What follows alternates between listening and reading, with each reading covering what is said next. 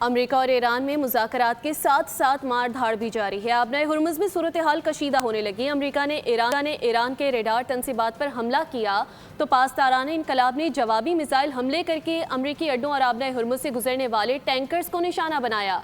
Iran ने आबनाए Hormuz बंद करने की धमकी दे दी है। आबनाए हुर्मुज़ के अतराफ अमरीका और ईरान में फिर तनाव। अमरीका ने ईरान के रेडार तंसीबात पर हमला किया तो पासदारान इनकलाब ने भी जवाबी वार किया। खित्ते में अमरीकी अड्डों और आबनाए हुर्मुज़ से गुजरने वाले टैंकरों को निशाना बनाया। सेंटकॉम के मुताबिक अमरीका ने ग्रू को जज़ीरा कशम में रेडार तंसीबात को निशाना बनाया।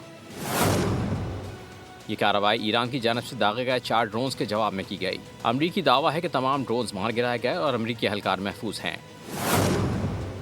पासदारान इनकलाब का मौक़िफ़ है कि अमरीकी फ़ज़ाई अड्डों पर मिसाइल हमले किए और वाज़े किया कि अमरीकी जहरियत का भरपूर जवाब दिया जाएगा।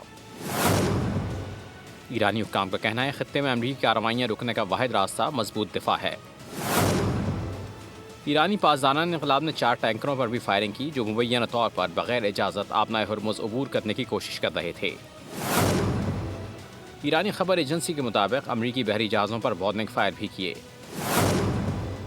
ईरान ने खबरदार किया है कि अमरीकी कार्रवाइयाँ जारी नहीं तो आबनाए हुर्मुज़ मुकम्मल बंद कर दी जाएगी, जिसका जिम्मेदार अमरीका होगा। सब्सक्राइब करें और बेल दबाएं ताकि कोई खबर रह न जाए।